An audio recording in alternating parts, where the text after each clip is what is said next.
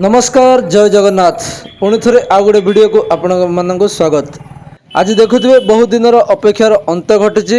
गजपति जिला पारलाखेमुंडी महाराजा कृष्णचंद्र गजपति राजप्रसाद सम्मुख में आलोकीकरण होती जहाँ कहवा आम छोट बेलू देखुले ये आलोकीकरण नाला वर्तमान किसी नुआ आलोकीकरण देखा मिली लोकों मन में उत्साह बढ़ी एभली कार्य को पारलाखेमुंडी बासिंदा स्वागत करछन्ती। देखंतु किभली भाव में आलोकीकरण होईची पारलाखेमुंडी राजप्रसादर दुई पार्श्व विद्युत खुंट लगी लाइट लगी एभली दृश्य आम जितेबले अनेक फिल्म कहुँ कौन सी फोटो चित्र कहुँ एभली लाइट केवल महाराजा समय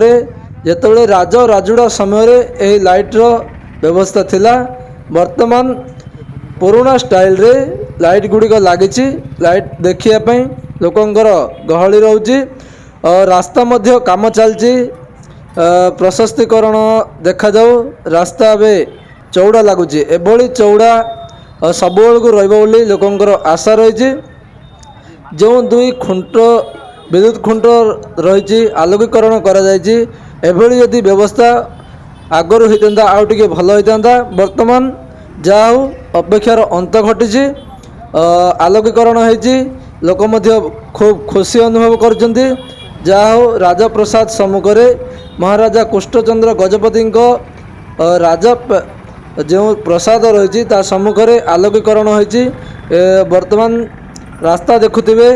चौड़ा देखा देखा भल लगुच एभली सब बेलू रोली लोकंर आशा जदि एभली चौड़ा रहे देखापी सुंदर लगे बाहर जो मैंने राजप्रसाद देखापी आसुँच एभली दृश्य देखी खूब आनंदित हेबे। तेबे चलतु संपूर्ण दृश्य देखु किभली रही ए चित्र।